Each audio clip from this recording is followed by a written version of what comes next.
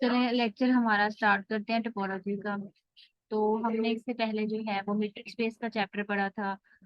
तो इसके दरमियान वाले चैप्टर्स भी हम पढ़ेंगे जो चैप्टर 7 से पहले हैं, लेकिन जो बिल्कुल बेसिक है ये चैप्टर नंबर 7, इस वजह से मैंने इसको स्टार्ट किया। बिकॉज जो टोपोलॉजी है ये बीएससी में भी टोपोलॉजी है, वो भी यही सेम टोपोलॉजी है।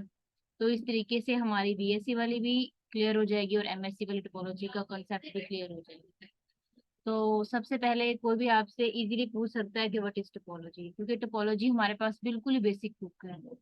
तो मेन इंटरव्यू हो या जो मर्जी हो, वो हमसे सबसे पहले क्वेश्चन पूछ लेते हैं कि व्हाट इज टोपोलॉजी। तो आप कह सकते हैं कि टोपोलॉजी का मतलब है ट्विस्टेड एनालिसिस, या टोपो का मतलब है ट्विस्टेड और लॉजी का मतलब है एनालिसिस। तो इसका मतलब है ट्विस्टेड एनालिसिस। तो वो पूछ सकता है कि सिंपल वर्डिंग में टोपोलॉजी क्या होती है। तो आप कहोगे कि किसी भी ऑब्जेक्ट को तोड़े बगैर स्ट्रेच करना या बेंड करना हमारे पास टोपोलॉजी के, यानी हम उस ऑब्जेक्ट को तोड़ नहीं सकते, बल्कि जैसे मर्जी खींच के या बेंड करके उसे एक शेप से दूसरी शेप में चेंज कर सकते हैं। इस सारे प्रोसीजर को हम टोपोलॉजी कहते हैं। लेकिन लाजमी नहीं है वो आपसे ये टोपोलॉजी की डेफिनेशन पूछ रहा हो। वो आपसे सिंपल डेफिनेशन पूछ सकता है कि टोपोलॉजी क्या होती है। तो तब आप इसकी जो बुक वाली डेफिनेशन है वो दें। तो इसकी डेफिनेशन में हम क्या करते हैं, सबसे पहले एक नॉन एडिटिव सेट कंसीडर कर लेते हैं। अब हमने वो जो एक्स एक सेट कंसीडर कर लिया है, हमने क्या करना है, उसके सारे पॉसिबल सबसेट्स उठाने हैं। और जितने भी इसके पॉसिबल सबसेट्स हैं, अगर उसको हम एक सेट की शक्ल में लिख लें और उस सेट को टा का नाम दे दें, तो हम कहते हैं कि ये जो टा है ये हमारे पास टोपोलॉजी बनाएगा। और उसके अलावा ये कुछ और कंडीशंस है उनको भी सेटिस्फाई करेगा। सबसे पहले इसकी कंडीशन है कि the union of any number of members of टा बिलोंग्स टू टा। Any number of any members of टा का मतलब ये है कि इनफाइनाइट मेंबर्स आपने लेने हैं। और अगर फाइनाइट आएगा तो इसका मतलब फाइनाइट है, एनी का मतलब है कि इनफाइनाइट ले सकते हैं आप। अगर हम इसके किसी भी दो एलिमेंट ले लें या तीन ले लें, जितने भी मेंबर्स हैं उनका अगर यूनियन करें तो वो टा में बिलोंग कर जाए। और सेकंड कंडीशन ये है कि अगर हम इसका इंटरसेक्शन लें और इंटरसेक्शन भी हमारे पास टा में बिलोंग कर जाए। जबकि थर्ड कंडीशन ये है कि फाई और एक्स भी इस सेट में मौजूद है। अगर ये तीनों कंडीशन सेटिस्फाई हो जाए तो हम कहते हैं कि जो हमारी स्पेस एक्स टा है, ये जो स्पेस एक्स टा है, ये हमारे पास टोपोलॉजी बनाती है। इसको एक एग्जांपल से समझ लेते हैं। अक्सर पेपर में जो एमसीक्यूज आता है वो ये आता है कि एक सेट दिया होता है और कहता है कि ये बताओ कि उसकी टोटल कितनी टोपोलॉजीज बन सकती हैं। या इस तरीके से आता है, उसने एक्स सेट हमें दिया होता है और A B C D option में उसने सेट लिखे होते हैं। जैसे ये सेट लिखा हो सकता है, कोई भी सेट लिखा हो सकता है, चार सेट लिखे होंगे और वो पूछेगा कि ये बताओ कि इन सब में से कौन सा जो सेट है वो टोपोलॉजी बना रहा है। तो फिर आप टोपोलॉजी की कंडीशंस चेक करेंगे और चेक करके बता देंगे कि कौन सा सेट जो है वो टोपोलॉजी बना रहे हैं। जाहिर बात है एक ही बना रहा होगा, बाकी नहीं बना रहे होंगे। तो आप इजीली ऑप्शन पे टिक कर देंगे। या वो ये पूछेगा कि आपके पास एक सेट गिवन है, ये बताएं इसकी पॉसिबल कितनी टोपोलॉजीज बन सकती हैं। तो वैसे फॉर्मूला होता है इसका 2 की पावर n, जिसको हम पावर सेट को फॉर्मूला भी कहते हैं।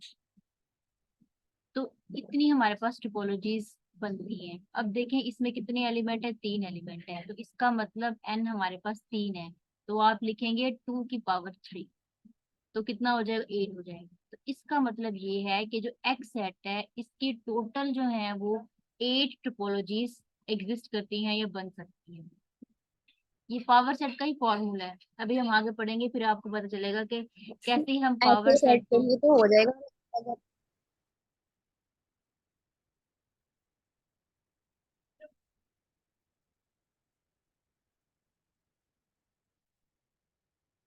वैसे आवाज कट गई है, लेकिन मेरे ख्याल से अभी पूछना चाह रही है कि अगर हमारे पास एन की वैल्यूज चेंज हो जाए तब क्या टोपोलॉजी बनेगी।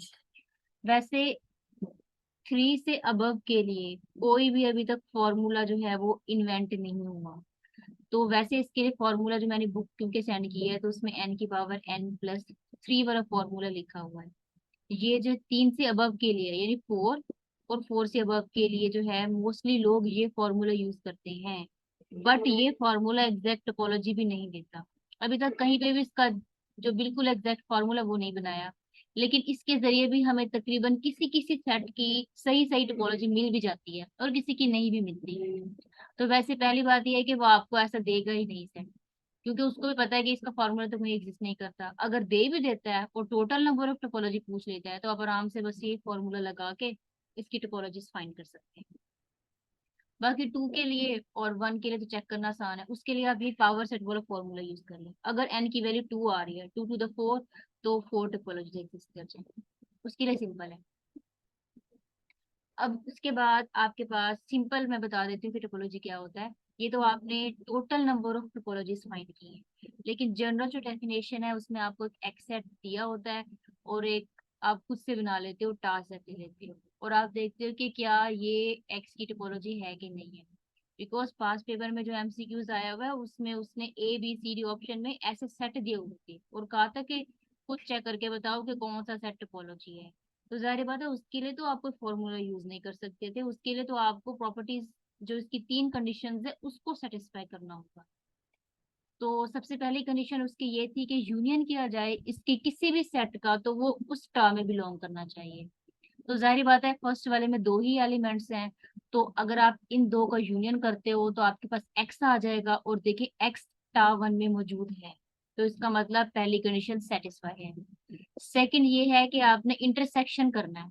अगर आप इन दोनों का इंटरसेक्शन करते हो तो आपके पास फाई आता है। जाहिर बात है दोनों में जस्ट फाई कॉमन है और कुछ भी कॉमन नहीं है, और फाई टा 1 में मौजूद है। इसका मतलब सेकंड कंडीशन भी हमारी सेटिस्फाई है।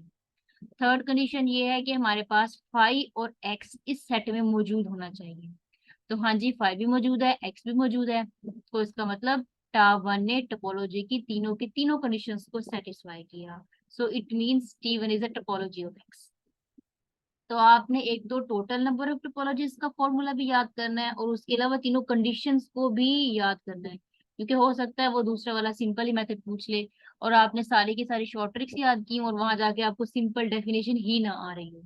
ऐसा भी नहीं होना चाहिए, तो आपको डेफिनेशन जो इसकी ऑफिशियल बुक वाली है वो भी आनी चाहिए। सेकंड में उसने टार 2 दिया है, टार 2 पे उसने 3 जो है एलिमेंट दे दिए हैं। उसने कहा है कि बताओ कि ये उसकी टोपोलॉजी है कि नहीं है। तो सबसे पहली कंडीशन ये थी कि हमने ये देखना है कि इसके किसी भी दो सेट का यूनियन ले वो इसी टार 2 में बिलोंग करना चाहिए। तो आप जिस मर्जी का यहाँ पे यूनियन ले लो, फाइव का यूनियन ए के साथ ले लो तो क्या आ जाएगा, ए सिंगलटन सेट आ जाएगा। और ए सिंगलटन सेट टार 2 में मौजूद है, हाँ जी मौजूद है। बेशक आप इन दो का यूनियन ले लो, इसका यूनियन लोगे तो एक्स आ जाएगा। क्या एक्स टार 2 में मौजूद है, हाँ जी मौजूद है। अगर आप बेशक इसका यूनियन लो, इसका यूनियन लोगे तो एक्स आ जाएगा। तो क्या एक्स इस सेट में मौजूद है, हाँ जी मौजूद है। तो इसका मतलब ये है कि इसके जिस मर्जी एलिमेंट का यूनियन ले लो वो इसी सेट के अंदर से ही एलिमेंट आ रहा है। तो इसका मतलब फर्स्ट कंडीशन इसकी सेटिस्फाई है। सेकंड कंडीशन ये है कि किसी भी दो एलिमेंट का इंटरसेक्शन लो वो भी इसके अंदर मौजूद होना चाहिए। तो चाहे आप जिस मर्जी का इंटरसेक्शन ले लें, इसका इसके साथ इंटरसेक्शन लो, इसका इसके साथ लो, आपके पास ए सिंगलटन आ जाएगा और वो टार 2 में मौजूद है। तो इसका मतलब सेकंड कंडीशन भी हमारी सेटिस्फाई है। और तीसरी ये है कि फाइव और एक्स इसमें मौजूद होने चाहिए। तो फाइव एक्स ऑटोमेटिकली इसके अंदर मौजूद है। तो इसका मतलब ये है कि हमारी सारी कंडीशन सेटिस्फाई है। तो इसका मतलब टार 2 हमारे पास टोपोलॉजी है। अब इसका वैसे खास नेम भी होता है इस टोपोलॉजी का, इसको कहा जाता है सिरपिंस्की स्पेस। सिरपिंस्की स्पेस एक ऐसी स्पेस होती है जो कि टोपोलॉजी की कंडीशन को भी सेटिस्फाई करती है। उसके अलावा उसमें हमारे पास एक सिंगलटन सेट इस शक्ल का एक सेट गिवन होता है, यानी फाइव भी लाजमी मौजूद होता है, एक्स भी लाजमी मौजूद होता है, उसके अलावा उसमें एक सिंगलटन सेट की शक्ल में कोई एलिमेंट गिवन होता है। और अगर हमारे पास इस शक्ल की जो भी आपके पास स्पेस आ जाती है तो उससे सिर्फ इसकी स्पेस कहा जाता है। और फर्स्ट वाली का भी एक स्पेशल नेम है, इसको कहा जाता है इंडिस्क्रीट टोपोलॉजी। इंडिस्क्रीट टोपोलॉजी एक ऐसी टोपोलॉजी होती है जिसमें सिर्फ और सिर्फ फाइव मौजूद हो और एक्स मौजूद हो, और इन दो के अलावा कोई भी एलिमेंट मौजूद ना हो। तो ऐसी स्पेस को, ऐसी टोपोलॉजी को हम कहते हैं कि ये इंडिस्क्रीट टोपोलॉजी है।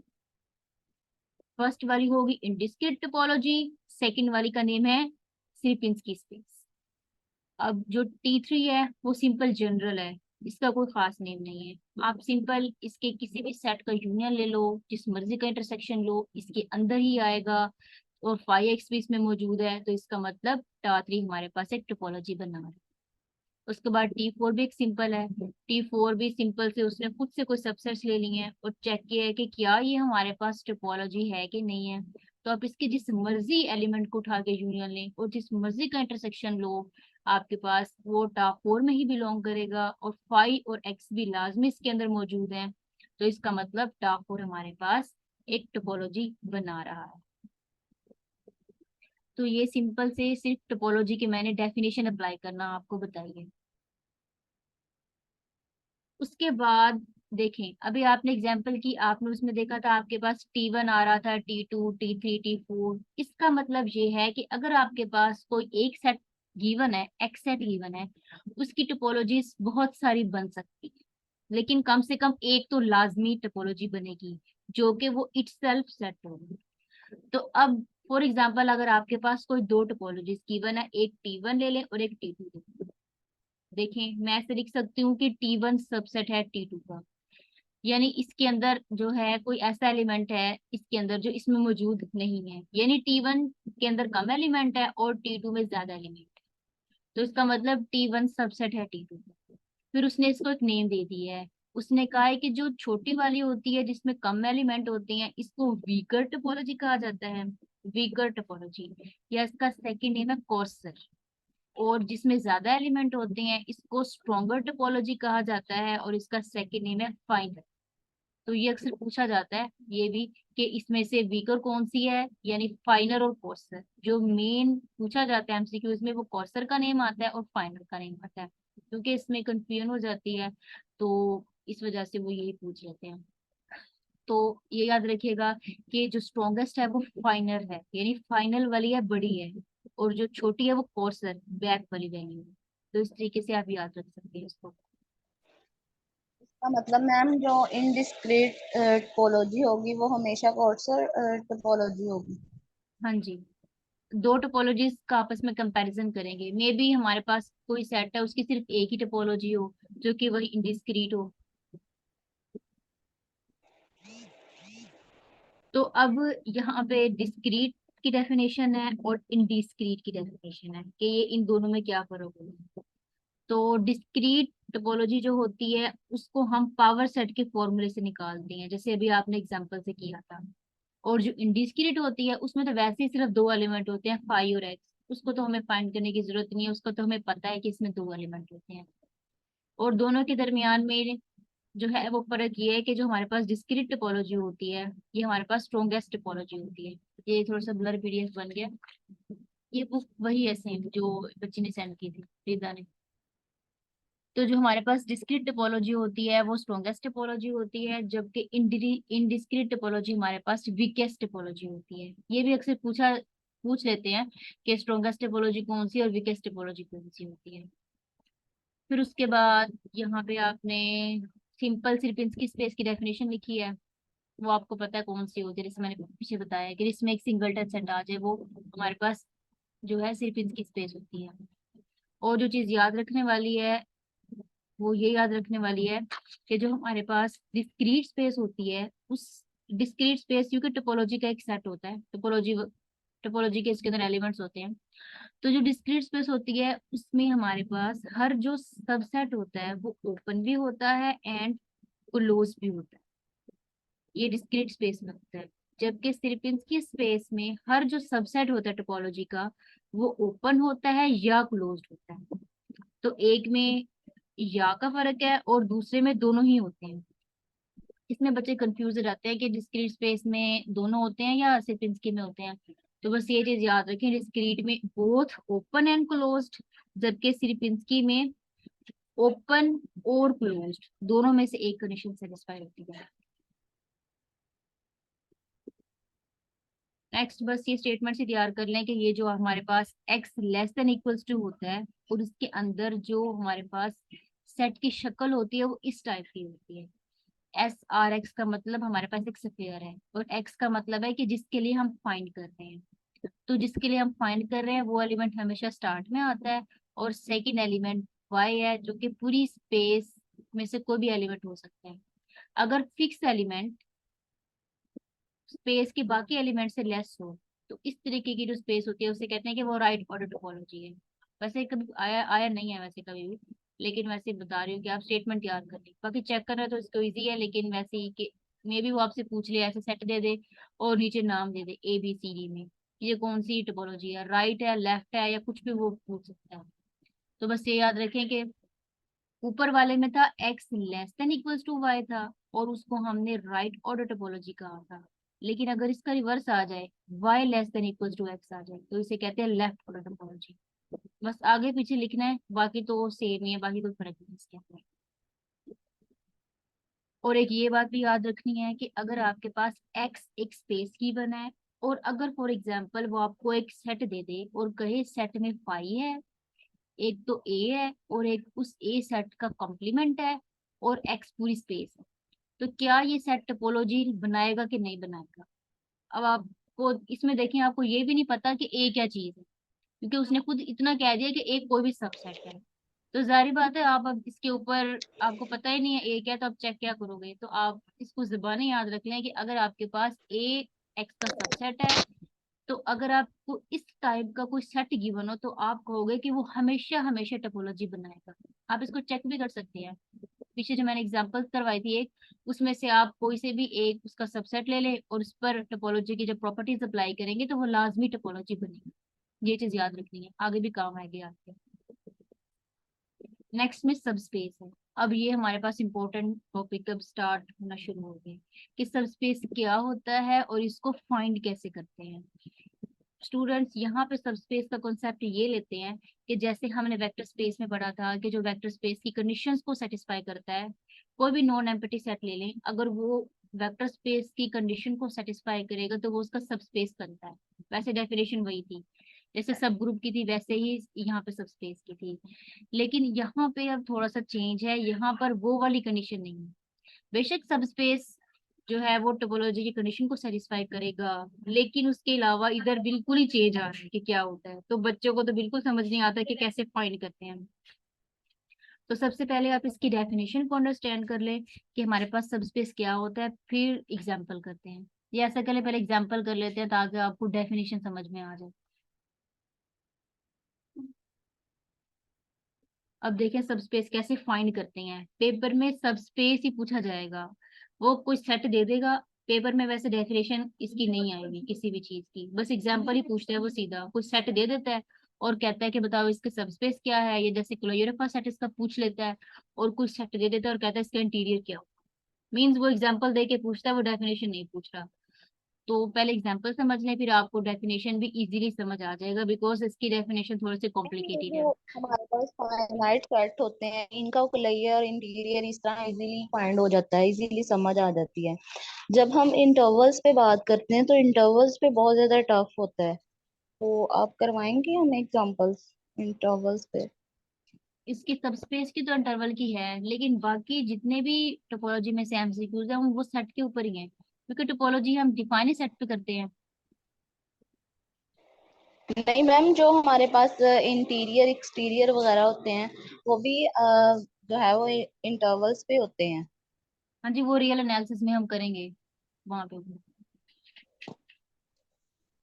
ओके। तो सबस्पेस क्या होता है। अब सबस्पेस में आपको एग्जाम्पल में उसने एक्स भी गिवन दिया होगा, उसने आपको टा एक्स टोपोलॉजी भी गिवन दी होगी और उसने आपको वाई भी गिवन दिया होगा। अब वो ये कहेगा कि आपने एक्स की सबस्पेस फाइंड करनी है। तीन चीजें गिवन होंगी, आपने फाइंड क्या करना है, आपने टाउ ऑफ वाई फाइंड करना है। अब टाउ ऑफ वाई फाइंड करने को ही सबस्पेस कहा जाता है, ये टोपोलॉजी में कंसेप्ट है। वैसे तो सबस्पेस बाकी बुक के अकॉर्डिंग डिफरेंट डेफिनेशन है, लेकिन यहाँ पे टा वाई फाइंड करने को हम सबस्पेस कहते हैं। अब इसको फाइंड कैसे करते हैं।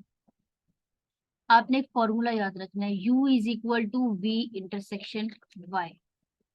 अब मतलब यहाँ पर ये है कि u क्या चीज है, v क्या चीज है, और y क्या है। y तो देखिए उसने गिवन दिया था हमें यहाँ पे, इसका इशू नहीं है। इशू है u का और v का।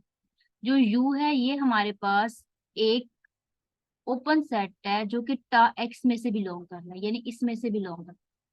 और u हमारे पास वो चीज है जिसको हमने फाइंड करना है। ये फाइंड करेंगे और इन दो की वैल्यूज का इंटरसेक्शन लेते जाएंगे। तो आपने क्या करना है, आप यहाँ पर कहोगे कि u आपके पास एक ओपन सेट है जो कि टा y से बिलोंग करता है, और v आपके पास जो है वो टा x के का कोई भी ओपन सेट हो सकता है, ये हो सकता है, ये भी हो सकता है, ये भी हो सकता है, कोई भी हो सकता है। तो आपने क्या करना है, अब आपने टा x के हर सेट का y के साथ इंटरसेक्शन लेना, और इंटरसेक्शन लेने के बाद जो भी एलिमेंट आते जाएंगे उसको एक सेट में लिख लेंगे। और वो जो सेट बनेगा एंड में वो हमारे पास टा y बनेगा, यानी y की टोपोलॉजी बनेगी, और वो x की सब स्पेस कहलाती है। तो अब आपका काम ये है कि आपने टा x के हर सेट के साथ y का इंटरसेक्शन लेते जाना है। तो पहला एलिमेंट आपके पास 1 का सिंगलटन सेट है, आपने वो लिखा, उसका इंटरसेक्शन लिया y के साथ, तो आपने इसका y के साथ इंटरसेक्शन लिया 1 आ गया। अब इसको आपने चेक कर लिया, अब सेकंड मेंबर की बारी है। अब आपने इसका इंटरसेक्शन लिया y के साथ, y हमारे पास 1 2 था, तब आपके पास 2 आ गया। सिमिलरली आप इसका भी लेंगे, इसका भी लेंगे, इसका भी y के साथ इंटरसेक्शन लेंगे। जब आप इंटरसेक्शन लेंगे तो जो भी एंड में आपके पास रिजल्ट आ रहा है, यहाँ पे जो भी रिजल्ट आ रहा है आपने उसको उठा के एक सेट की फॉर्म में लिख दिया। ये चीज याद रखनी है, एलिमेंट आपने रिपीट नहीं करने, बिकॉज सेट की डेफिनेशन यही है कि कोई भी सेट को हम बार बार लिख नहीं सकते हैं। तो आपने सेम एलिमेंट को बार बार नहीं लिखना, जो भी डिस्टिंक्ट आ रहे हैं आपने उसको लिख दिया।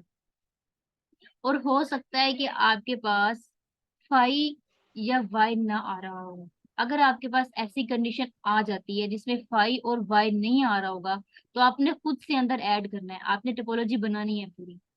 वो करने के बाद आपके पास एक सेट बन जाएगा ऐसे, तो आप कहोगे कि ये आपके पास वाई की टोपोलॉजी है, is the topology of y. अब अक्सर वो ना इस स्टेटमेंट को घुमा के दे देते हैं।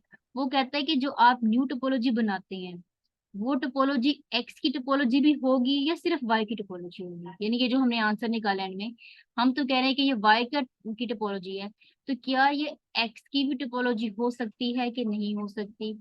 तो आप कहोगे नहीं, ये एक्स की टोपोलॉजी नहीं है, हम इस चीज के बारे में श्योर नहीं है, लेकिन ये वाई की लाजमी टोपोलॉजी।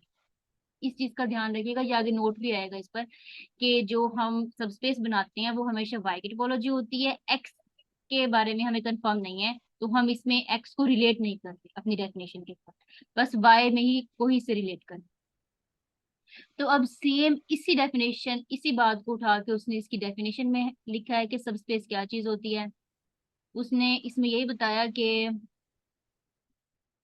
आपके पास एक्स टॉ एक्स आपने एक टोपोलॉजिकल स्पेस ले ली, वाई देखें आपने एक्स का सबसेट ले लिया, और टा वाई अब आपने लेना है, और टा वाई में सारे ओपन सेट्स आ जाएंगे यू के। आपने सेम देखे यही काम किया था, आपने टा एक्स के ओपन सेट्स लिए थे, उसका वाई के साथ इंटरसेक्शन लिया, तो आपके पास यू बनता गया।